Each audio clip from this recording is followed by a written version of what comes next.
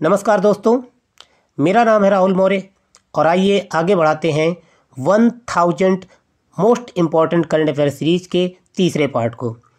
इसका पहला और दूसरा पार्ट आ चुका है। यदि आपने अभी तक नहीं देखा है तो प्लेलिस्ट में जाइए और देख लीजिए। तो आइए देखते हैं 21वां टॉपिक। 21वां टॉपिक है ओ स्मार्ट योजना से संबंधित। ओ स्मार्ट योजना जो है ये 2018 में एक योजना लॉन्च की गई थी और हाल ही में केंद्रीय मंत्रालय ने पृथ्वी विज्ञान मंत्रालय की इस योजना को आगे बढ़ा दिया है 2026 तक के लिए। 21 से 26 तक के लिए बढ़ा दिया है। तो देखते हैं इसमें आगे क्या क्या और क्या हुआ है। तो केंद्रीय मंत्रालय ने पृथ्वी विज्ञान मंत्रालय की 2177 करोड़ रुपए की लागत वाली शीर्ष योजना समुद्री सेवाएं मॉडलिंग एवं अनुप्रयोग संसाधन और प्रौद्योगिकी, ये ओ स्मार्ट का फुल फॉर्म था, को 2021 से 2026 की अवधि तक जारी रखने को मंजूरी प्रदान कर दी गई। इसीलिए चर्चा में आ गई, ठीक है ना। ओ स्मार्ट योजना पुरानी योजना है लेकिन अभी चर्चा में आने का कारण है कि इसे आगे बढ़ाया गया है।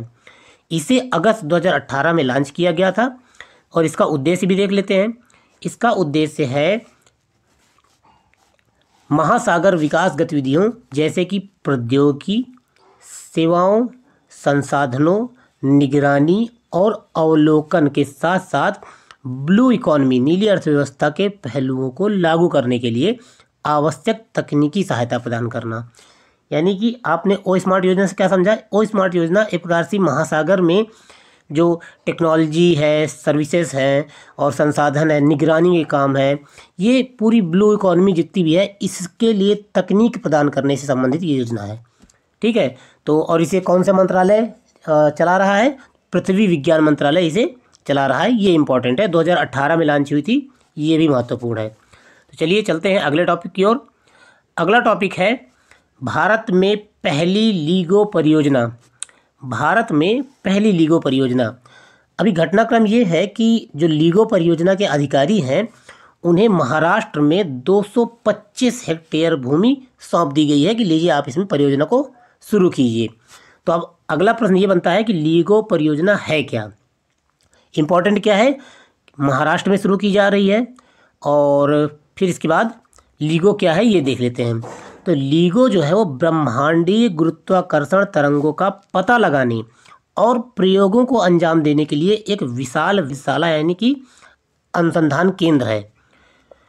इसका जो मुख्य उद्देश्य है वह है कि खगोलीय अध्ययन में गुरुत्वाकर्षण तरंगों, ग्रेविटेशनल वेव जो उनका है, उनका प्रेक्षणों का, जो भी ग्रेविटेशनल वेव जा रही हैं उनको ऑब्जर्व करना, उनको जो बार बार उनका प्रेक्षण करना और प्रेक्षण करके उनका उपयोग करना। यह परियोजना वर्तमान में 3 गुरुत्वाकर्षण तरंग डिटेक्टरों, पूरे वर्ल्ड में 3 गुरुत्वाकर्षण तरंग डिटेक्टर लगाए गए हैं और उनमें से एक भारत में लगा दी गई है और बाकी के 2 कहाँ हैं? एक वाशिंगटन के हैनफोर्ड में है और दूसरा लुसियाना के लिविंगस्टन में है। ये 2 और हैं, बाकी तीसरी भारत में लगा दी गई। तो 3 गुरुत्वाकर्षण तरंग डिटेक्टर लगाए गए हैं पूरे विश्व में, उन्हीं से संबंधित है ये लीगो परियोजना। आगे क्या कहा गया है? आगे इंडिया की लीगो परियोजना के बारे में थोड़ा विस्तार से बताया गया है कि परियोजना का जो प्रस्ताव है वो हैनफोर्ड से एक एडवांस लीगो डिटेक्टर को भारत में लाने के उद्देश्य से किया गया था।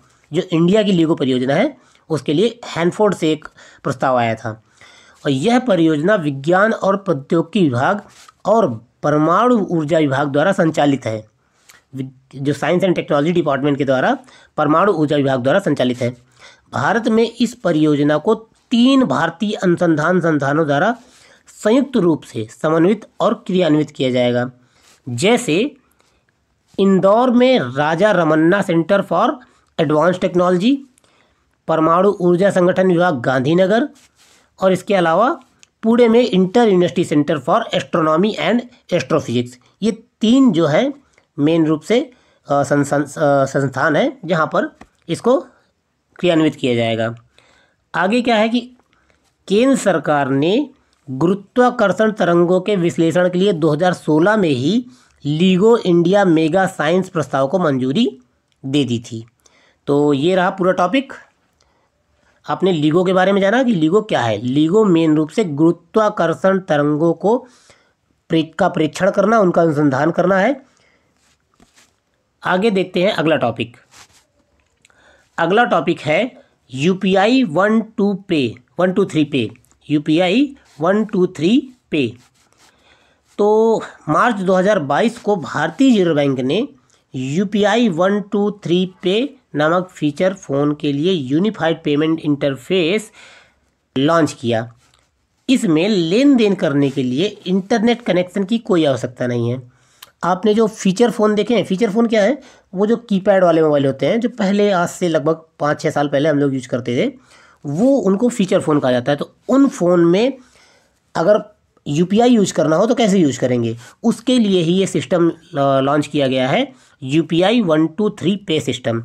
ये फीचर फ़ोन यानी साधारण मोबाइल का उपयोग करने वालों के लिए सेवाओं को शुरू करने की एक 3 चरणीय विधि है। 3 चरणीय, 1 2 3, 3 चरण। लेकिन नाम से ही पता चल रहा है कि 3 चरणीय विधि है। आगे क्या है, स्कैन एंड पे को छोड़कर, स्कैन एंड पे यानी कि आप ये जो फीचर फ़ोन से आप QR कोड तो स्कैन कर नहीं पाएंगे क्योंकि उसमें कैमरा नहीं होता है। तो स्कैन एंड पे विकल्प को छोड़कर अन्य सभी लेन देन UPI 123 पे की मदद से फीचर फ़ोन द्वारा किए जा सकते हैं। इसके माध्यम से बिलों का भुगतान करना, फास्टैग को रिचार्ज करना, बैंक खाते की शेष राशि जानना, UPI पिन सेट करना या बदलना आदि किया जा सकता है।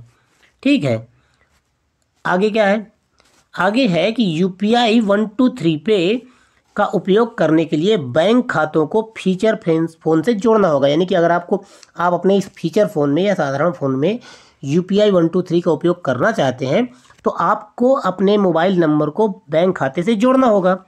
और फिर इसके बाद यह भुगतान प्रणाली उपयोगकर्ताओं को इंटरनेट कनेक्टिविटी के बिना, यानी कि उसमें इंटरनेट भी नहीं होता है, तो बिना इंटरनेट कनेक्टिविटी के भुगतान करने के लिए 4 प्रकार के ऑप्शन देगा। ठीक है, तो ये रहा UPI 123 पे।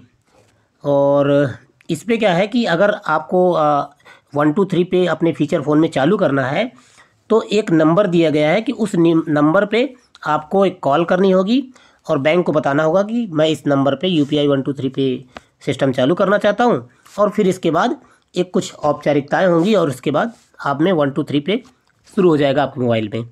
तो ये था 123 पे, ये फीचर फ़ोन में UPI यूज करने के लिए। अगले टॉपिक की ओर चलते हैं। अगला टॉपिक यानी 24वां टॉपिक है कवच टेक्नोलॉजी से संबंधित। कवच टेक्नोलॉजी जो है ये रेलवे संबंधित है। क्या हुआ था घटना कि 4 मार्च 2022 को तेलंगाना के सिकंदराबाद में केंद्रीय रेल मंत्रालय ने ट्रेन टक्कर सुरक्षा प्रणाली कवच का सफल परीक्षण किया है। इसमें एक हुआ ये है कि अब ट्रेनों के इंजनों में या ट्रेन में एक कवच प्रणाली लगाई जाएगी। एक ऐसी तकनीक का प्रयोग किया जाएगा, यदि एक ही पटरी पे आमने सामने से 2 ट्रेन आ रही हैं तो वो नहीं टकराएंगी, वो अपने आप ट्रेन रुक जाएगी। यही है कवच टेक्नोलॉजी। तो कवच जो है रेडियो के जरिए मूवमेंट अथॉरिटी के कंटिन्यूअस अपडेट के सिद्धांत पर काम करती है। यानी कि जो रेडियो तरंगों का कंटिन्यूअस अपडेट रहेगा, ये चलता रहेगा, जिससे पता चलता रहेगा कि एक ही ट्रैक पर 2 ट्रेनें तो नहीं आ रही। अगर आ रही हैं तो वो अपने आप रोक दी जाएं। और फिर इसके बाद अगर रेल इंजन ब्रेक लगाने में असफल रहता है तो कवच टेक्नोलॉजी ऑटोमेटिक तरीके से ब्रेक लगा देती है। LC गेट्स पास आते ही ड्राइवर के हस्तक्षेप के बिना कवच अपने आप सीटी बजाना शुरू कर देती है। यानी कि अगर जो गेट होते हैं ना, वो जो क्रॉसिंग वाले गेट होते हैं, वो जैसे ही उसके नज़दीक ट्रेन पहुंचेगी तो अपने आप सीटी बजाना शुरू हो जाएगा। ये कवच जो है सीटी बजाना शुरू कर देगी। इसके अलावा यदि रास्ते में कहीं पर सिग्नल रेड है, यहीं पे ट्रेन का जो सिग्नल है वो रेड है, तो अपने आप ब्रेक लग जाएगा, ट्रेन आगे नहीं जाएगी। इसके अलावा और क्या फीचर्स हैं, कैब में यह technology line side signal repeat करती है, जो उच्च गति और धुंध वाले मौसम में बेहद उपयोगी है। होता यह है कि यार अभी जब कोहरा पड़ना शुरू हो जाएगा तो दूर तक जो रेड सिग्नल है वो दिखाई नहीं पड़ता है, तो ये कवच टेक्नोलॉजी बहुत उपयोगी हो जाएगी। अपने आप रेड सिग्नल वो देख के वो ट्रेन को रोक देगा। इसके अलावा अगर पता नहीं चलता है कि आगे क्रॉसिंग है कि नहीं है, तो क्रॉसिंग अपने आप जो कवच है वो बता देगा कि यहाँ पर क्रॉसिंग है, वो अपने आप सीटी बजा देगा। तो ये इस तरह कवच जो सिस्टम है वो रेलवे के लिए काफ़ी मददगार साबित होने वाला है इन फ्यूचर। इसके अलावा चलिए अगला टॉपिक देखते हैं। अगला यानी 25वां टॉपिक है स्नूपिंग तकनीक। स्नूपिंग तकनीक क्या है? स्नूपिंग तकनीक स्नूपिंग तकनीक में होता यह है कि आपके मोबाइल में एक ऐसा ऐप या फिर एक ऐसा वायरस डाल दिया जाता है जो आपके मोबाइल का सारा डेटा, आपकी कॉल रिकॉर्डिंग, आपकी ईमेल, आपकी कॉल, आपके व्हाट्सएप, टेलीग्राम, सारे इनक्रिप्टेड मैसेज को भी पढ़ लेता है। तो स्नूपिंग जो है वो सुरक्षा संदर्भ में किसी अन्य व्यक्ति या कंपनी के डेटा तक अनधिकृत पहुंच है। स्नूपिंग टेक्नोलॉजी डिवाइस में मौजूद लगभग हर जानकारी को चुरा सकता है और यह रियल टाइम फ़ोन कॉल को सुन सकता है। साथ ही email, social media post, call log, WhatsApp या टेलीग्राम जैसे end to end encrypted message पढ़ सकता है। हमारे जो व्हाट्सएप के मैसेज होते हैं वो एंड टू एंड इनक्रिप्टेड होते हैं, मतलब कि अगर यहाँ से आप व्हाट्सएप का मैसेज भेज रहे हैं तो वो एक जो एल्गोरिदम में 010 के फॉर्म में जैसे भी वहाँ पहुँचता है दूसरे के मोबाइल में, बीच में कोई नहीं पढ़ सकता उसको, और जब वो जिसको भेज रहे हैं उसके मोबाइल में पहुँचने के बाद वापस अपने आप वर्ड्स में चेंज हो जाता है। तो उस end to end encrypted message को भी ये पढ़ लेता है। ये ऐसी स्नूपिंग टेक्नोलॉजी है। इसके अलावा स्नूपिंग टेक्नोलॉजी के जो प्रमुख उदाहरण हैं वो है पेगासस। आपने खूब विवाद सुना होगा कि जो सरकार है वो पेगासस यूज कर रही है विपक्ष पार्टियों के खिलाफ, ऐसा केस सुना होगा आपने। इसके अलावा स्पाईवेयर की लॉगिंग, इंटरनेट निगरानी, इसको स्नूपिंग टेक्नोलॉजी कहते हैं। यानी कि स्नूपिंग टेक्नोलॉजी जैसे ही नाम आए तो आप समझ जाइएगा कि ये मोबाइल में डेटा चुराने से संबंधित मामला है, यानी मोबाइल में वायरस डाल के उसका सारा डाटा निकालने से संबंधित मामला है। अगला टॉपिक क्या है? अगला टॉपिक है black water photography. Black water photography क्या है? ब्लैक वाटर फोटोग्राफी हाल ही में कई देशों में समुद्री गोताखोर रात में मछलियों और बिना रीढ़ वाले समुद्री जीवों के लार्वा से जुड़े रहस्य को अपने कैमरा में कैद कर रहे हैं। यानी कि रात के समय में, क्योंकि कुछ जो समुद्री जीव हैं वो केवल रात में एक्टिव होते हैं, वो रात में निकलते हैं समुद्र के अंदर, और अभी तक उनकी फ़ोटोज़ वैसी फ़ोटोज़ नहीं मिल पा रही थी जैसी कि मतलब उनके बारे में और अधिक जानकारी प्राप्त हो सके। तो अब कुछ गोताखोर जो है वो रात में ऐसी मछलियों की फ़ोटो खींचने के लिए समुद्र के अंदर जा रहे हैं। और रात में कौन सा कैमरा काम करेगा? तो ऐसे कैमरे जो रात में भी ऐसी फ़ोटोग्राफी कर लेते हैं उन्हें ब्लैक वाटर फोटोग्राफी कहते हैं। ठीक है ना। इससे समुद्री वैज्ञानिकों को इन जीवों के शिशुकाल के बारे में जानकारियां हासिल हो रही हैं, जिसके लिए उन्होंने दशकों यानी कि कई दशक खपा दिए ऐसी ये जानकारी हासिल करने के लिए। और कुछ विशेषज्ञों का तो यहाँ तक कहना है कि अंधेरे में सामने आने वाले इन लार्वा से मछलियों का शुरुआती इतिहास भी जाना जा सकता है। यानी कि मछलियाँ कैसे उत्पन्न हुई समुद्र में, इसका भी इतिहास जाना जा सकता है इस ब्लैक वाटर जो ब्लैक फोटोग्राफी टेक्नोलॉजी है इसकी सहायता से।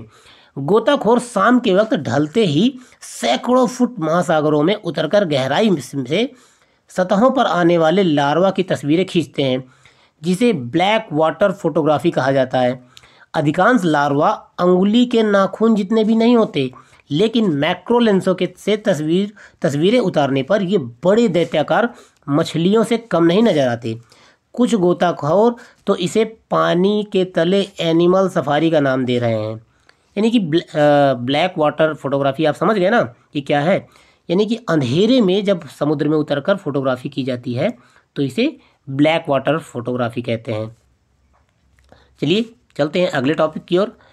अगला टॉपिक है भारतीय संसद के 100 वर्ष पूरे हो गए हैं। तो ये संसद के 100 वर्ष पूरे हुए हैं तो ये चर्चा का विषय बना है। भारतीय संसद की जो बिल्डिंग वगैरह है ये चर्चा के विषय में है। तो 12 फरवरी 2021 को भारतीय संसद ने अपने निर्माण के 100 वर्ष पूरे कर लिए। उल्लेखनीय है कि 12 फरवरी 1921 को मौजूदा संसद की आधारशिला ब्रिटेन के ड्यूक ऑफ कनॉट में रखी थी। तो ये आपको याद रखना पड़ेगा कि भारतीय संसद की आधारशिला कब रखी गई थी? फरवरी 1921 में। 1921 में, फरवरी 1921 में ये जो आज की संसद है, अभी जो संसद है, उसकी आधारशिला रखी गई थी। और जो मौजूदा संसद भवन का नक्शा है वो प्रख्यात डिजाइनर हर्बर्ट बेकर ने सर एडविन लुटियंस के साथ मिलकर तैयार किया था। ये दो नाम भी आपको याद रखने हैं, ठीक है। ये दोनों नाम बहुत इंपॉर्टेंट है और ये डेट इंपॉर्टेंट है। कौन सी? इसकी जो आधारशिला है 1921 को रखी गई और हर्बर्ट बेकर और सर एडविन लुटियंस ये दोनों ने मिलकर इसका नक्शा तैयार किया था, ये भी इम्पॉर्टेंट है। और ये वही सर एडविन लुटियन है जिन्होंने रायसीना हिल्स यानी जो राष्ट्रपति भवन है उसके आसपास की दिल्ली की बसावट का खाका खींचा था। आपने सुना ना कि लुटियंस की दिल्ली, यानी लुटियंस ने पूरी दिल्ली का खाका खींचा था या पूरा एक प्रकार से नक्शा तैयार किया था। तो ये रहा संसद भवन के बारे में। संसद भवन आपको याद रखना है कि इसकी आधारशिला वगैरह कब रखी गई थी। चलिए अगले टॉपिक की ओर चलते हैं। अगला टॉपिक है 2021-22 का भारत का कृषि का कैसा रहा, मतलब कैसा भारत में कृषि कैसी रही है 2021-22 की।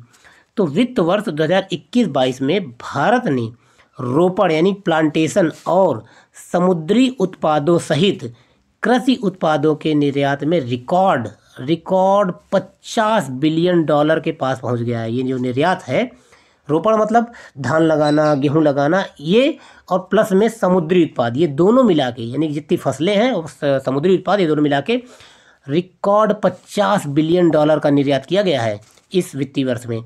और पिछले साल की तुलना में 20% अधिक है। पिछले साल की तुलना में 20% अधिक है, ये भी महत्वपूर्ण है। इसके अलावा निर्यात में यह वृद्धि समुद्री उत्पादों, चावल, गेहूं, चीनी और कच्चे कपास के शिपमेंट में वृद्धि के कारण हुई है। क्या क्या वो बढ़ोतरी हुई है? समुद्री उत्पाद, चावल, चीनी, गेहूं और कच्चे कपास के शिपमेंट में यानी निर्यात में वृद्धि हुई है। आगे क्या है?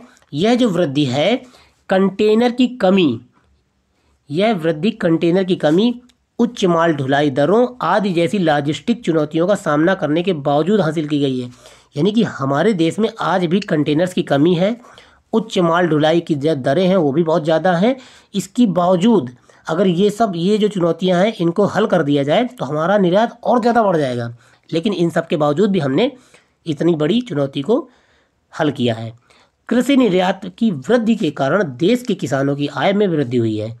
और कृषि और प्रसंस्करण खाद्य उत्पाद निर्यात विकास प्राधिकरण यानी एपीडा, समुद्री उत्पाद निर्यात विकास प्राधिकरण यानी एमपीडा और भारत के विभिन्न कमोडिटी बोर्डों जैसे वाणिज्य विभागों के निरंतर प्रयासों के कारण निर्यात में वृद्धि संभव हो पाई है।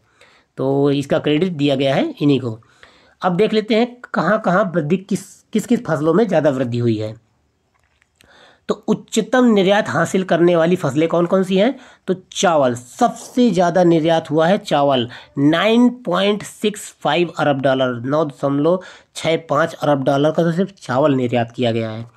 और दूसरा है गेहूं, गेहूं 2.19 बिलियन डॉलर का गेहूं निर्यात किया गया है। और उल्लेखनीय है कि 2020-21 की तुलना में 21-22 में गेहूं के शिपमेंट में 2.1 बिलियन डॉलर यानी 273% की, यानी इस वित्तीय वर्ष में गेहूं बहुत ज़्यादा, लॉकडाउन में हमने गेहूं बहुत ज़्यादा बेचा है, इस वजह से 273% की वृद्धि हुई है गेहूं के निर्यात में। तीसरे नंबर पे मसाला है, मसाला 4 अरब डॉलर का बेचा गया है। कॉफ़ी 1 बिलियन डॉलर की बेची गई है।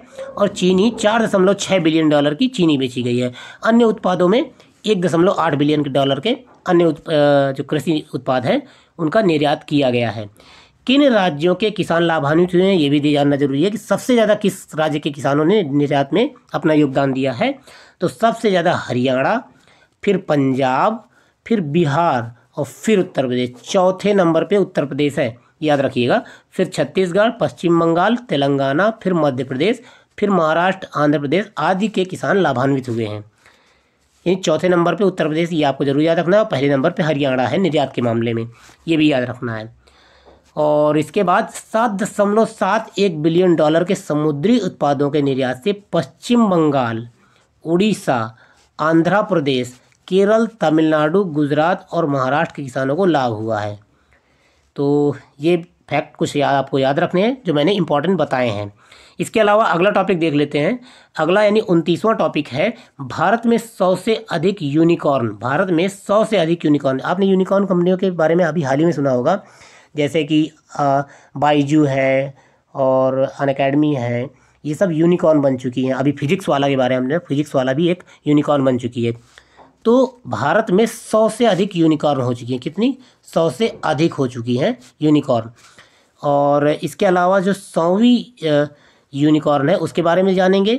और इसके बाद ये आंकड़ा दिया किसने? इंक 42 नाम की एक स्टार्टअप है, ये यूनिकॉर्न्स पर नज़र रखती है कि कौन कौन से कंपनियां यूनिकॉर्न बन रही है। इंक 42 नाम की संस्था इस पर नज़र रखती है।